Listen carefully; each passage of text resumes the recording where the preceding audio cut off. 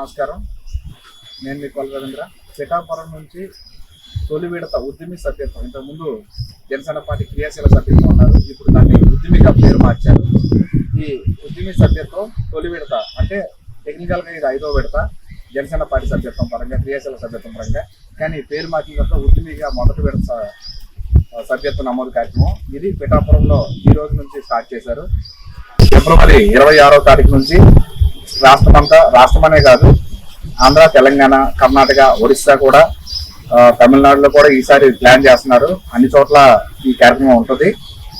ఈ ఉద్యమి కార్యక్రమానికి అంటే ఇంతకుముందు చెప్పాను కదా, ఇంతకుముందు చెప్పుకున్నట్టే క్రియాశీలక సభ్యత్వం అనేవాళ్ళు ఇప్పుడు ఉద్యమిగా, ప్రదాతగా, సాధకగా 3 రకాల పేర్లు పెట్టారు. ఉద్యమి అంటే ఎవరైతే క్రియాశీల సభ్యత్వం తీసుకుంటారో, అంటే సభ్యత్వం తీసుకొని జనసేన భావజాలాన్ని అర్థం చేసుకొని, ముఖ్యంగా ప్రాథమిక సూత్రాలను అర్థం చేసుకునే వాళ్ళని ఉద్యమి అంటారు.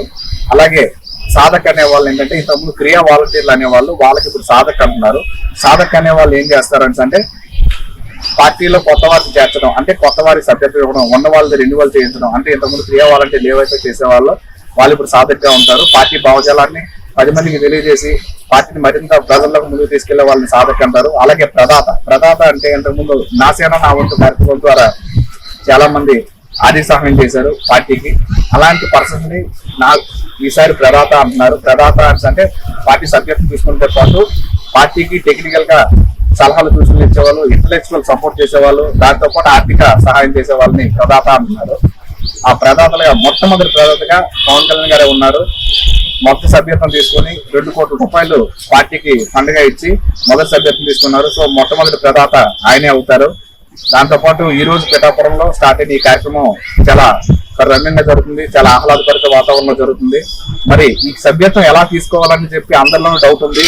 అది ఎలా అంటే మీ దగ్గరలో ఉన్న మీ వార్డు లేదా మీ డివిజన్, మీ యొక్క మండలం, మీ గ్రామ పంచాయతీలో ఎవరో ఒక పర్సన్ సాధకగా ఉంటారు. ఒకరి లేదా ఇద్దరికి దగ్గర, అంటే క్రియా ఐడీలు అంటారు అని, ఇంతకుముందు క్రియా వాలంటీర్లు అనేవారు, వాళ్ళ దగ్గర ఐడీలు ఉంటాయి. వాళ్ళకి మీరు మీ Aadhaar card, nominee Aadhaar card. Nominee ఎందుకంటే ఈ క్రియాశీల సభ్యత్వం పాటు జనసేన భరోసా కింద 5 లక్షల రూపాయల వరకు ప్రమాద బీమా పథకం కూడా అమలు అవుతుంది. కాబట్టి ప్రమాద బీమా కూడా ఉంటుంది. అందుకని చెప్పి నామినీ డీటెయిల్స్ కూడా పెట్టాలి.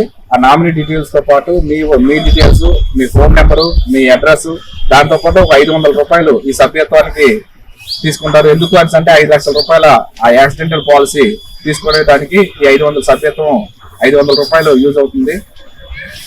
సో ఖచ్చితంగా ఈ సభ్యత్వం చేసుకొని జనసేన పార్టీ మరింత బలోపేతం చేసే దిశగా అడుగులు వేయాలని ఈసారి ఇంతవరకు అయితే 12.96 లక్షలు, అంటే దాదాపు 13 లక్షల మంది సభ్యత్వం తీసుకున్నారు. ఈసారి దాన్ని మరింత పెంచే దిశగా, అన్ని రాష్ట్రాలకు విస్తరించే దిశగా మీరందరూ ఒక ఉద్యమిలాగా, ఒక సాధకులాగా, ఒక ప్రదాతలాగా ఉంటారని కోరుకుంటున్నాం. జై హింద్.